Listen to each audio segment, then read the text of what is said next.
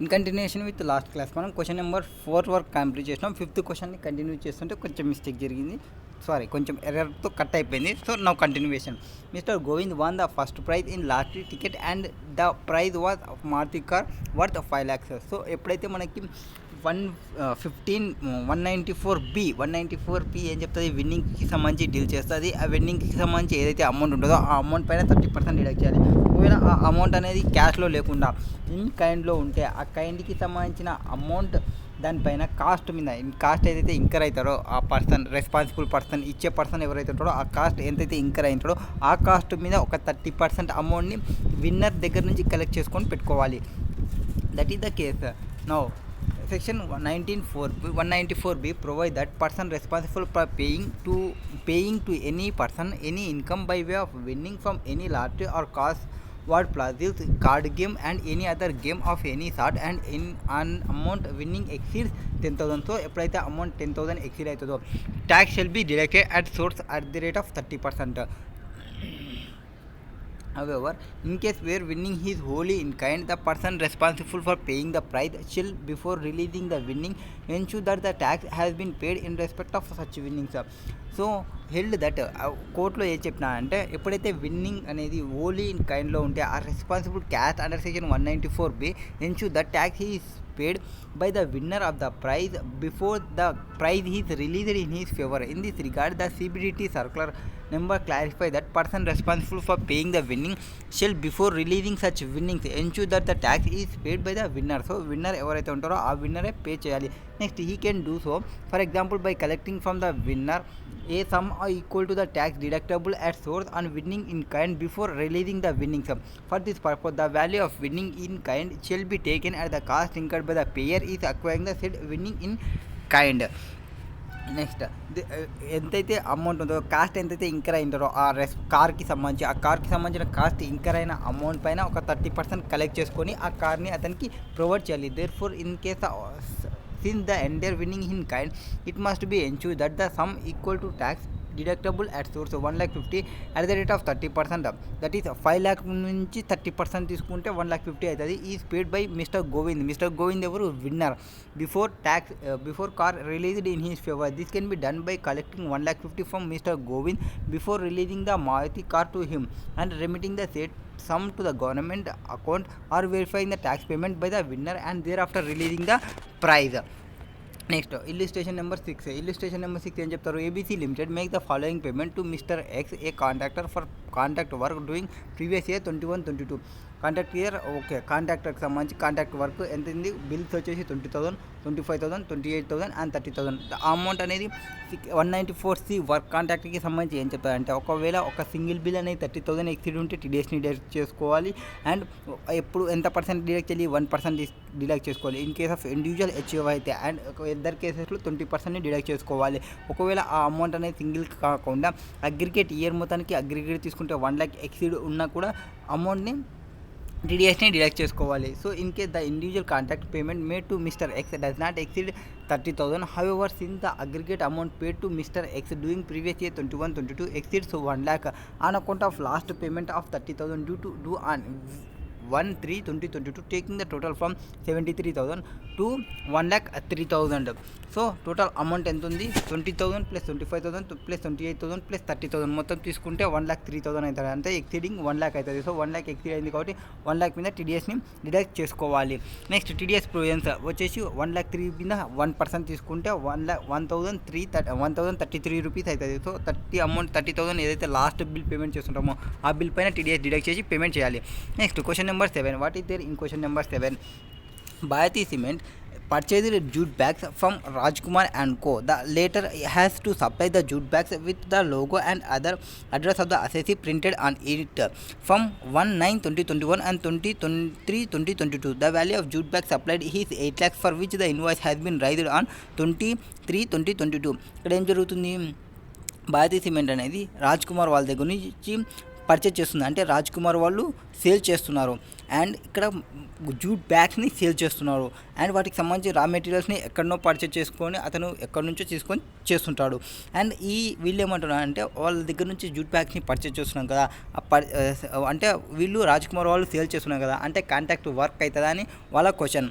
అది contract of work కాదు. ఎందుకు అంటే సింపుల్గా మనం బయట పోయి షాప్లోకి వెళ్ళి ఒకటి ఏదైనా ఐటెం పర్చేజ్ చేసుకుంటే అది కాంట్రాక్ట్ ఆఫ్ సేల్ కాదు, అది sale of contract of sale అవుతుంది, కానీ కాంట్రాక్ట్ వర్క్ కాదు. So section 194C work shall not include manufacturing or supplying of a product according to the requirement or specification of customer by using raw material purchased from person other than such customer or association of such customers. This is regardless of the quantum of expenditure incurred towards printing or processing comprised in the bill amount. The problem clearly states that Rajkumar and Co has to manufacture the jute bags using raw material purchased from outsiders, and that the assessee Bharati Cement is not sold any material to them. So Bharati వాళ్ళు వీళ్ళకి రాజ్ కుమార్ వాళ్ళకి ఎటువంటి ఐటమ్స్ని provide చేయలేరు. రాజ్ కుమార్ వాళ్ళు just వాళ్ళు బయట నుంచి రా మెటీరియల్స్ని తీసుకొని మ్యానుఫ్యాక్చరింగ్ చేసి భారతి వాళ్ళకి సేల్ చేస్తున్నారు. So it is not a work contract, it is a contract of sale అవుతుంది. In the provisions of section 194C not activated and no liability of TDS will be arise.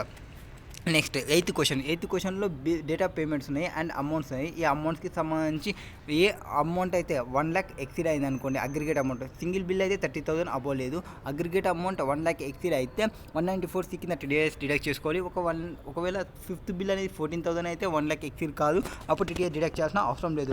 So 194C అని చెప్తాము, TDS deducted where the amount credited or paid likely to be credited or paid to contractor sub contractor exceeds 30,000 exceed అయినా in a single payment or 1 lakh in aggregate during the financial year. Therefore, in the given case, even though the value of such individual contract does not exceed 30,000, the aggregate amount exceeds 1 lakh. Hence, allop limited contention is not correct and tax is required to deduct at source on the whole amount of 1,02,000. So ఈ amount అన్ని కలిపితే నీకు 1,02,000 వస్తుంది. So 1,02,000 పైన TDSని deduct చేసుకోవాలి. From the last payment 17,000 towards contact number 5 an account which the aggregate amount exceeds 1 lakh. ఒకవేళ ఈ last bill అనేది 17,000 కాకుండా 14,000 అయితే అది 99,000 అవుతుంది. 99,000 అయినప్పుడు లెస్ దెన్ 1 lakh ఉంటుంది. 1 lakh ఉంటే no TDS will be deducted. Next question number 9th. What is then in 9th question applicability of provisions of tide deduction at section 194DA. 194DA ఏం చెప్తుంది? ఆఫ్టర్ డెత్ అయిపోయిన తర్వాత death after ఏమన్నా amounts వస్తాయి from insurance company నుంచి, ఆ amounts అనేది 194D కింద TDS డిడక్ట్ చేయాల్సి వస్తుంది. అండ్ అది ఇన్సూరెన్స్ అనేది ఆఫ్టర్ 1/4/2012 తర్వాత తీసుకున్నామా ఆర్ 1/4/2012కి ముందర తీసుకున్నామా తీసుకోవాలి.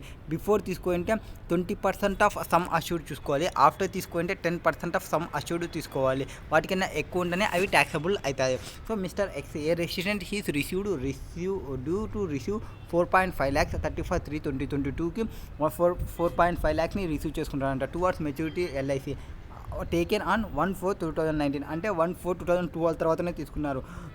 అంటే 10% ఆఫ్ సమ్ అష్యూర్డ్ చూసుకోవాలి. సమ్ అష్యూర్డ్ ఎంత 4 lakhs ఉంది. 4 lakhs ఇంటూ 10% తీసుకుంటే మీకు 40,000 ఉంటుంది. యాన్యువల్ ప్రీమియం ఉంటుంది 1,25,000, అంటే 40,000కి ఎక్సీడ్ ఉంది. సో గ్రేటర్ దెన్ 10% ఉంది కాబట్టి ఈ అమౌంట్ అనేది ట్యాక్సబుల్ అవుతుంది. ఈ అమౌంట్ ఎంత ట్యాక్సబుల్ అవుతుంది? యాన్యువల్ ప్రీమియం మనం ఎంత పే చేస్తున్నామో చూసుకోండి. యాన్యువల్ ప్రీమియం ఎంత పే చేస్తున్నాము? 1/4/2019 నుంచి తీసుకున్నాము, అంటే 19 అంటే 19, 20, 21, 22, 23 3 years, అంటే 1,25,000 ఇంటూ 3 తీసుకుంటే 3,75,000 అవుతుంది. 4,50,000 మనం రిసీవ్ చేసుకున్నాము. 4,50,000 నుంచి 3,75,000 మనం తీసేస్తే 75,000 అవుతుంది. ఆ 75,000 మీద 10% TDS డిడక్ట్ చేసుకోవాలి.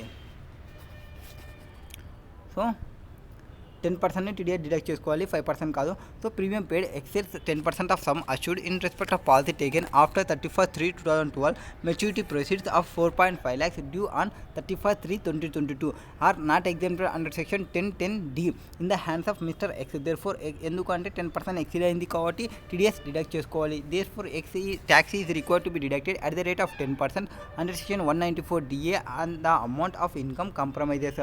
సో ఎంత అమౌంట్ కంప్రమైజ్ అవుతుంది? 4,50,000 నుంచి 3,75,000 తీసేస్తే రిమైనింగ్ 75,000 ఉంటుంది. 75,000 మీద TDSని డిడక్ట్ చేసుకోవాలి. సెకండ్ కేసు ఏముంది? Second case mister Y a resident is due to receive 3.25 lakhs on 31/3/2022 on LIC policy taken on 31/3/2012 for which the sum assured is 3 lakhs and annual premium is 30,000. 30,000 100 rupees. Okay, ఇప్పుడు amount ఎంత receive చేసుకున్నాము 3,25,000 and ఆ amount policy ఎప్పుడు తీసుకున్నాము before 1/4/2012. So 20% తీసుకోవాలి. Some assured ఎంత 3 lakhs into 20% తీసుకుంటే 60,000 అవుతుంది. సో ప్రీమియం పే చేస్తున్నదేమో యాన్యువల్ ప్రీమియం లెస్ దెన్ 10,000 ఉంది కాబట్టి టీడీఎస్ ఏం డిడక్ట్ చేయాల్సిన అవసరం లేదు. So since the annual premium is less than 20% of sum assured in respect of policy taken before 1/4/2012, the sum will be 3.295 lakhs of 2y would be exempted under section 10(10)d కింద exempted అవుతుంది in the hands of that person who is receiving. Hence no TDS will be deducted. ఒకవేళ ఆ అమౌంట్ అనేది exempted అయితే TDS deduct చేయాల్సిన అవసరం లేదు. ఆ అమౌంట్ అనేది ఎగ్జామ్ట్ కాకుంటే టీడీఎస్ అనేది డిడక్ట్ చేసుకుంటాము. Next, mister Z, a resident is due to receive 95,000 on 1/8/2021 towards maturity proceeds of LIC policy taken on 1/8/2015 for which the sum assured will be 90,000 and the annual premium వచ్చేసి 90,000. So sum assured ఎంత 90,000 into 10% తీసుకుంటే 9,000 అవుతుంది. అంటే greater than 10% ఉంది sum assured annual premium payment చేస్తున్నది. So టీడీఎస్ని deduct చేసుకోవాల్సి వస్తుంది. ఇక్కడ ఎవరు రెసిడెంట్ పర్సన్, రిసీవ్ ఎంత తీసుకున్నాము 95,000 తీసుకున్నాము. ఓకే, అండ్ ఇన్ 15కి తీసుకున్నామంటే 15, 16, 17, 17, 18, 19 మొత్తం అమౌంట్ ఎంత అవుతుందో చూసుకోండి, 95,000 అవుతుంది. సో ఆ అమౌంట్ అనేది లెస్ దెన్ 1 lakh ఉంది కాబట్టి ఆ అమౌంట్ అనేది మెచ్యూరిటీ ప్రొసీడ్స్ అనేది లెస్ దెన్ 1 lakh ఉంది కాబట్టి టీడీఎస్ డిడక్ట్ చేయాల్సిన అవసరం లేదు. Even though annual premium exceeds 10%. So first condition అయితే సాటిస్ఫై అయింది. అది ఎగ్జంప్షన్లోకి రాదు. But 31st even though consequently matured amount 95,000 due to 1/8/2021 would not be exempted under section 10(10)d.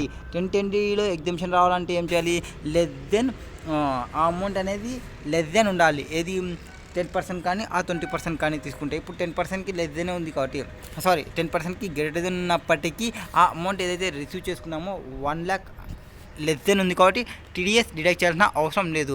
Next 194DAలో 1 lakh exceed అయినప్పుడు మాత్రమే టీడీఎస్ని డిడక్ట్ చేసుకుంటాము. Next, calculate the amount of tax deducted at source on payment made to Ricky Ponting, an Australian cricketer, 9 resident in India by newspapers for contribution of Article 25,000. 194E discuss చేస్తుంది. 194Eలో ఏం చెప్తారంటే the person responsible for payment of any amount to non resident sports person for contribution of articles relating to any game or sports in India in a newspaper shall deduct tax at 20%. So ఈ 194E కింద ఎవరైతే person responsible for payment ఉంటారో of any amount to non resident payment to non resident sports person contribution of articles relating to any game in India in a newspaper shall be deducted at the rate of 20%. So 20%ని deduct చేసుకోవాలి. 20%తో పాటు health and education cess 4%ని కూడా deduct చేసుకోవాలి. So టోటల్గా amount ఎంత ఉంది 25,000 ఉంది. 25,000 ఇంటూ 20% ప్లస్ 4% అంటే 20.8% వస్తుంది. 5,200 will be the tax deducted. Next, question number 11. What is there in question number 11? B. Airways Limited sold tickets to the travel agent in India at a minimum fixed commercial prices. The agent were permitted to sell the tickets at a higher price but not exceeding the maximum publishable price commission at the rate of 9% minimum fixed commercial prices. So ఇక్కడ ఏం జరుగుతుంది, airline ఉంది and agent ఉన్నాడు.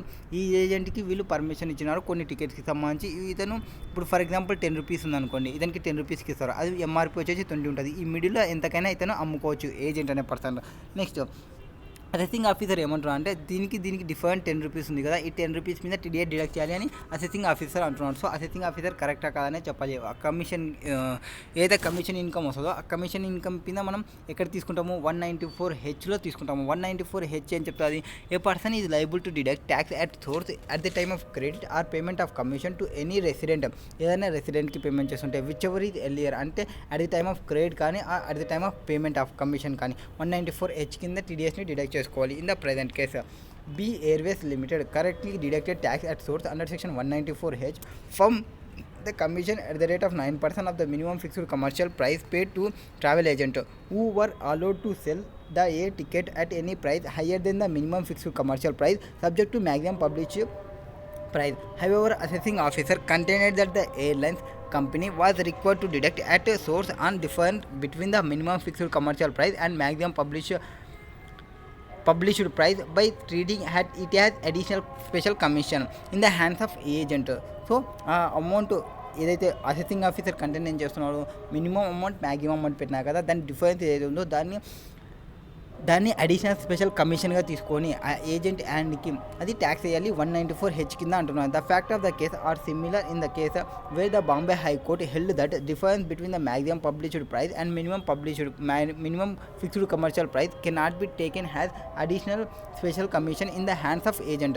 This is because the maximum published price is the maximum price and the airlines company has granted permission to the agent to sell the ticket at a price lower than the maximum publishable price. అంటే ఇప్పుడు అతను 10 రూపీస్కి purchase చేసి 20 rupees MRP ఉంటే అతను 15 కన్నా అమ్మవచ్చు, 12 కన్నా అమ్మవచ్చు, 18 కన్నా అమ్మవచ్చు, 20 రూపీస్ కన్నా అమ్మవచ్చు.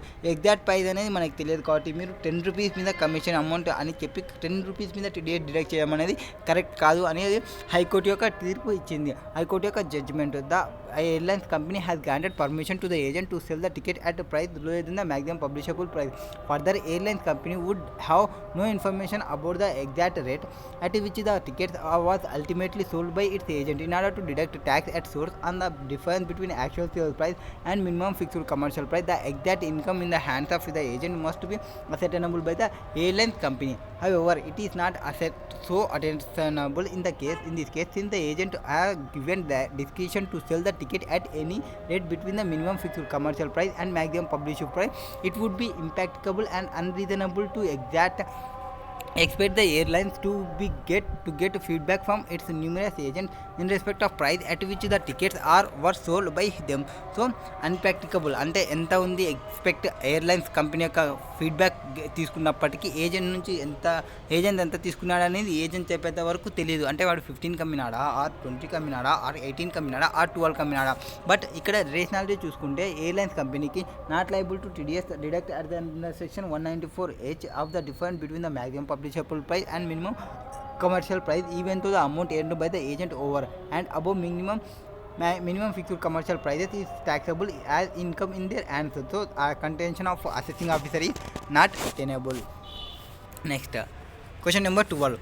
Moon TV, a television channel, made payment of 50 lakhs to a production house for production of program for telecasting as per specifications given by the channel. So for example మీకు ఒక ఈటీవీ ఉంది అనుకోండి, ETV ఉంది, ఆ production వచ్చేసి మలయాళ TV ఉంది అని వీళ్ళు రెగ్యులర్గా జబర్దస్త్ ప్రోగ్రామ్ చేస్తుంటారు. సో ఈ జబర్దస్త్ ప్రోగ్రామ్ అనేది 194C కింద వస్తుందా లేదా అనేది ఫస్ట్ క్వశ్చన్. ఒకవేళ వాళ్ళు ఫెస్టివల్కి ఒక సపరేట్ ప్రోగ్రామ్ చేస్తుంటారు, ఆ ఫెస్టివల్కి ఒక ప్రోగ్రామ్ చేసి ఆ ప్రోగ్రామ్ని ఈటీవీ వాళ్ళకి సేల్ చేస్తే కాంట్రాక్ట్ ఫర్ సేల్కి వస్తుందా లేదా అనేది ఇక్కడ క్వశ్చన్. సో ఫస్ట్ క్వశ్చన్కి సంబంధించి వీళ్ళే అడిగి ఎవరు ఈటీవీ వాళ్ళే వీళ్ళని అడిగి వీళ్ళ స్పెసిఫికేషన్ ప్రకారం వాళ్ళు చేస్తుంటే అది వర్క్ కాంట్రాక్ట్ అవుతుంది. వీళ్ళు ప్రొడ్యూస్ చేసి వీళ్ళు సేల్ చేస్తుంటే ఇది వర్క్ కాంట్రాక్ట్ కాదు. So in this case, since the program is produced by the production house as per specification given by Moon TV, a television channel, and copyright is also transferred to the television channel, the same fall within the scope of definition of the term work under section 194C. Therefore, the payment of 50 lakhs made by Moon TV to the production house would be subject to tax deduction at source under section 194C. If, however, the payment was made by Moon TV for acquisition of telecasting rights of the content already produced by the production house, there is no contract for carrying out any work as required in section 194C. Therefore, such payment would not be liable for tax deduction at source under section 194C. So first case లో 194C కింద కాంట్రాక్ట్గా తీసుకుంటాము. ఏది Jabardasth program as per specification of ETV లాగా తీసుకుంటుంటే, and ఫెస్టివల్స్కి ఏవైతే వీళ్ళు ప్రోగ్రాంలు చేసి వాళ్ళకి సేల్ చేస్తుంటారో అది వర్క్ కాంట్రాక్ట్ కింద తీసుకోరు అని చెప్తాము. సో ఇక్కడ మన కేసులో మూన్ టీవీ వాళ్ళకి తీసుకుంటాము, మూన్ టీవీని మనం ఈటీవీ తీసుకున్నాము. Next question number 13. What is there in question number 13? ABC limited took a sub lease a building lease అంటే ఇది లీజ్ అంటే 194I డీల్ చేస్తుంది. Building for J and individual with effect from 1/9/2021 on a rent of 25,000 per month. It also took an hire mission from J with effect from 1/10/2021 on hire charges 15,000. So 25,000 15,000. So మొత్తం ఎంత అవుతుంది amount? 5 add చేస్తే 30 40 అవుతుంది. Okay, machinery per మంత్కి సంబంధించినది machinery, the rent of building and hire charges of machinery for the financial year 21-22 were 1,75,000 and 90,000. So first ఏమో ఇంత ఉండే అండ్ ఇప్పుడేమో ఇంత అయిపోయినాయి respectively which are credited by ABC limited to the account of J in its books account on 31/3/2022. Examine the obligation of ABC Limited with regard to deduction of tax at source in respect of rent and hire charges. So 194I dealing with deduction of tax at source for payment of rent. The rate of TDS applicable is 2% for machinery hire charges and 10% of building lease rent. So మిషనరీకి 2% తీసుకుంటాము, మిషనరీకి ఎంత తీసుకుంటాము 2% తీసుకుంటాము, బిల్డింగ్కి రెంట్కి 10% తీసుకుంటాము.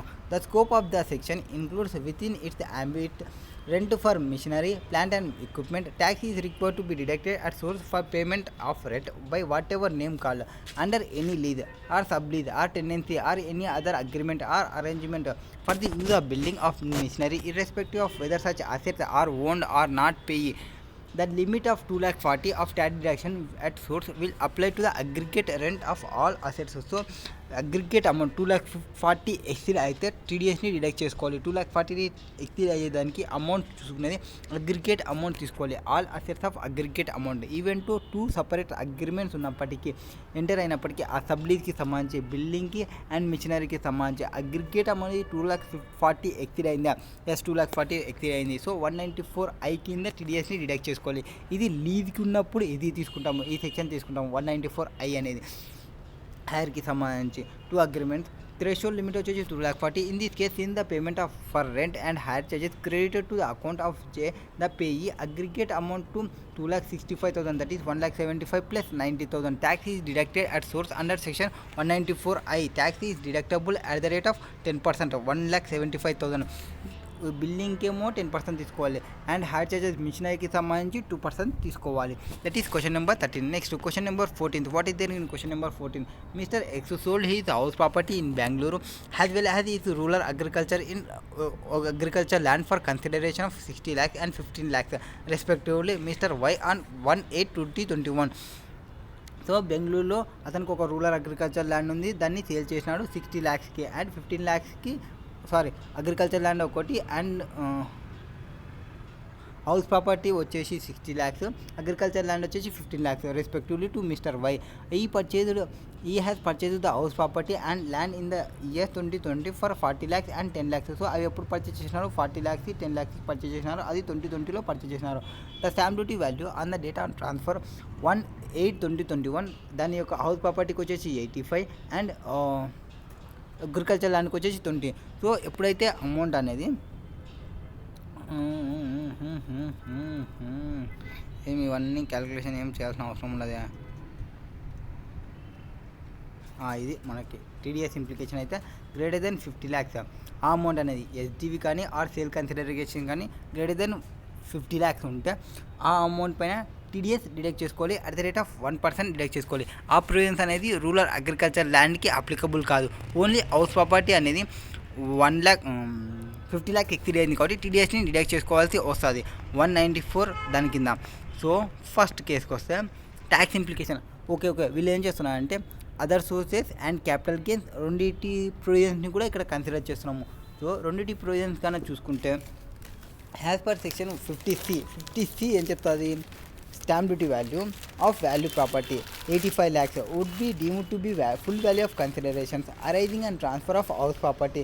Since stamp duty value exceeds 110% of the consideration received, therefore 45 lakhs దాని మీద 10% యాడ్ చేసుకుంటే మీకు 4.5 అవుతుంది, అంటే 49.5 అవుతుంది. సో బట్ కన్సిడరేషన్ ఎంత ఉంది? 85. ఆ డిఫరెన్స్ అమౌంట్ పర్చేజ్ వాల్యూ చూసుకుంటే 40 ఉంది. So 85 lakhs minus 40. So sale consideration ఎంత? SD value and purchase value 40. 85 minus 40 తీసుకుంటే purchase price would be taxable as chapter capital gains. ఆ ఇయర్కి చాప్టర్ క్యాపిటల్ గెయిన్స్కి తీసుకోవాలి. ఏది హౌస్ ప్రాపర్టీకి సంబంధించి ఎవరి హ్యాండ్స్లో ఎక్స్ హ్యాండ్స్లో అది సేల్ చేసిన పర్సన్కి. అండ్ రూరల్ అగ్రికల్చర్ ల్యాండ్ అనేది not a capital asset and capital gain అనేది ఏం అరేంజ్ కాదు, not taxable in the hands of mister X. Next వైకి వస్తే ఇంప్లికేషన్ ఆఫ్ వైకి వస్తే in case of immovable property ఏవైనా రిసీవ్ చేసుకుంటే అది కూడా ఇన్అడ్వకేట్ కన్సిడరేషన్కి రిసీవ్ చేసుకుంటే the stamp duty value difference in stamp duty value and actual consideration would be taxable under the head 56(2)H. So 56(2)H అని చెప్తుంది, గిఫ్ట్ రిలేటెడ్ చెప్తుంది. అది కూడా ఇమ్మూవబుల్ ప్రాపర్టీ ఇన్అడ్వకేట్ కన్సిడరేషన్ తీసుకున్న అప్పుడు చెప్తుంది. If the difference exceeds higher of దాని value ఎంత ఉంది, దానికి సంబంధించి 10% ఆఫ్ కన్సిడరేషన్ ఎక్సెస్ ఉంటే 50,000 ఉంటే గిఫ్ట్, ఆ 10% చూసుకుంటే వాల్యూ ఆ రెండింటికంటే ఎక్కువ ఉందంటే ఆ ఇన్అడ్వకేట్ కన్సిడరేషన్ అప్పుడు ట్యాక్సబుల్ వేస్తాము వై హ్యాండ్స్లో. Therefore in this case 25 lakhs 85 lakhs minus 60 lakhs తీసుకుంటే 85 lakhs ఎంత సేల్ కన్సిడరేషన్కి సంబంధించి, అండ్ 60 lakhs ఏమి ఈ వీడు పర్చేజ్ చేసిన వాల్యూ ఏదైతే హౌస్ ప్రాపర్టీ వీడు సేల్ చేసిన వాల్యూ వీనికి ఇన్అడ్వకేట్ కన్సిడరేషన్కి సేల్ చేసినాడు కదా అది 60 lakhs తీసుకుంటే would be taxable in the hands of mister Y under section 56(2)H. 56(2)Hలో ట్యాక్సబుల్ వేస్తాము. సిన్స్ మళ్ళీ అగ్రికల్చర్ ల్యాండ్ అనేది క్యాపిటల్ అసెట్ కాదు అండ్ ప్రొవిజన్స్ ఆఫ్ సెక్షన్ 56(2) అనేది కూడా అప్లికబుల్ కాదు since it is a agriculture land for inadequate consideration. So property under section 56(2)H includes only capital asset specified thereunder. Next Y హ్యాండ్స్లో, ఇంకా ఈ Y హ్యాండ్స్లో ఏం చెప్తాము, TDS డిడక్షన్స్. సేల్ కన్సిడరేషన్ అనేది ఎక్సీడ్ 50 lakhs ఉంది కాబట్టి వై అనేతోడు require to deduct under section 194IA tax deducted would be 60,000 deduct చేసుకోవాలి. ఏదానిపైన వాల్యూ పైన ఎంతైతే సేల్ వాల్యూ ఉందో సేల్ కన్సిడరేషన్ వాల్యూ ఆ వాల్యూ పైన డిడక్ట్ చేసుకోవాలి 1%ని. That is question number 14. Next question number 15. What is there in question number 15? Mister X a salaried individual pays rent 55,000 per month are to mister Y. So employer వీడు 55,000 per month pay చేస్తున్నాడు from June 2021. He required to deduct at source TDS deduct చేయాలా. Next if so when he is required to deduct tax. So ఎప్పుడు deduct చేసుకోవాలి. Also complete amount of tax deducted at source. Will your answer change if X is vacated the premises on 31st December 2021. 1st January నుంచి తీసుకుంటే March వరకు ఎంత అవుతుంది, April May June, April May 2 తీసేస్తే 10 monthsకి వస్తుంది. So first 10 monthsకి calculation చేద్దాం. Into 55,000 తీసుకోవాలి, into TDS ఈ 194IB 5% కాదు 10% అనుకుంటుంది. దీనికి కూడా 10% TDS డిడక్ట్ చేసుకోవాలి. మీరు రేట్స్ ఒకసారి మీరు చూసుకోండి అబ్బా, నాకు తెలిసినంత వరకు అయితే ఇది కూడా 10% తీసుకోవాలి. 5% కేసు అనేది లేదు. వీళ్ళు కరోనా టైంలో 5% ఉంది అనుకుంటున్నా. So 194IB since Mr. X pays rent exceeding 50,000 per month in the finance. So మనం ఒకసారి చూద్దామా.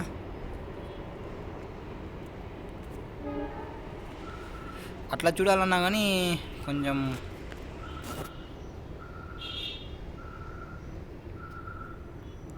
TDSకి సంబంధించి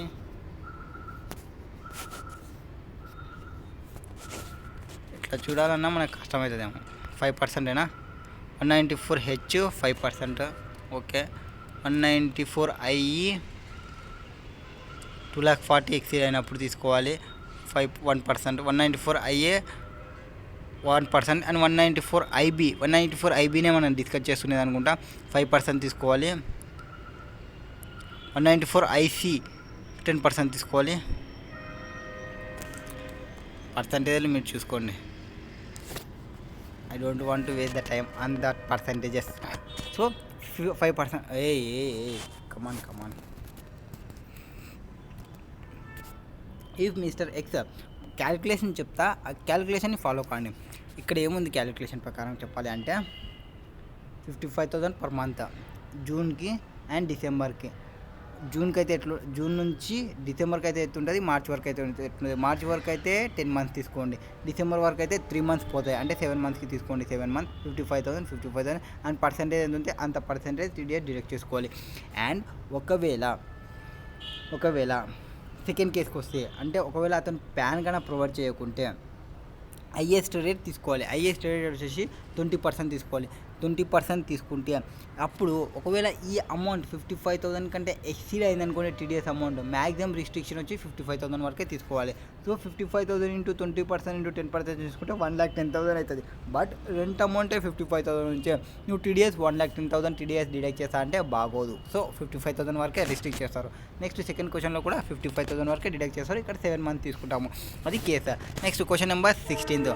what is there in question number 16? XYZ Limited makes payment of 28,000 to Mr. Ganesh on 2/8/2021 towards fee for professional fees and another payment 25,000 to him on the same date ki towards fee for technical services. 194H ఏదైతే 194J attract అయ్యేది ఎప్పుడు అంటే professional services ఏమైనా provide చేస్తే ఆ amounts అనేది I think 30,000 exceed అయితే, ఒకటే బిల్ అనేది 30,000 ఎక్సీడ్ అయితే అప్పుడు 194J కింద టీడీఎస్ డిడక్ట్ చేసుకోవాలి. ఒకవేళ మీరు different types of services provide చేసి డిఫరెంట్ బిల్స్ చేసింటే అలవబులే, అగ్రిగేట్ చేసుకోకూడదు. సో ఇక్కడ డిఫరెంట్ సర్వీసెస్ ప్రొవైడ్ చేసినారు కాబట్టి ఒకటి ప్రొఫెషనల్ సర్వీసెస్, ఇంకోటి టెక్నికల్ సర్వీసెస్. సో ఆ రెండు బిల్లు అమౌంట్ ఒక్కొక్క బిల్లు వచ్చేసి లెస్ దెన్ 13 ఉన్నాయి కాబట్టి 194J అనేది అట్రాక్ట్ కాదు. So 194J would not get attracted since limit of 30,000 is applicable for fee for professional services and fee for technical services separately. It assume that there is no other payment of to mister Ganesh towards fee for professional fee for technical fee during previous year 21-22. Next, illustration number 11. East Bengal Club, a renowned football club, has engaged Raghu, a resident of India, as its coach at remuneration 6 lakhs per annum. So అతనికి ఎంత pay చేస్తున్నాము? 6 lakhs pay చేస్తున్నాము. The club want to know would he require to source remuneration TDS ఏమైనా deduct చేయాలన్నా. So 194J TDS is deductible when there he's a person who is professional services provide చేసినప్పుడు ఆ అమౌంట్ అనేది 30,000 exceed అవుతాయి. So ఇక్కడ మనం 6 lakhs పే చేస్తున్నాము రెమ్యునరేషన్. సో ఆ అమౌంట్ పైన టీడీఎస్ వచ్చేసి 10% డిడక్ట్ చేసుకోవాలి. So financial year 21-22 section 194J professional services include services rendered by a person in the course of carrying such other profession is notified by the CBDT for the purpose of section 194J. Accordingly, the CBDT has filed notification number 88 dated 21/8/2008 in exercise the powers conferred by Class A of the explanation to section 194J notified services rendered by coaches and trainers in relation to the sports activities of a person services for the purpose of. So 194J applicable aitadi, that is professional services ki club is liable to deduct tax at source under section 194J from remuneration payable to coach Raghu ki సంబంధించి. Next illustration number 8 next వీడియోలో చూద్దాం రండి.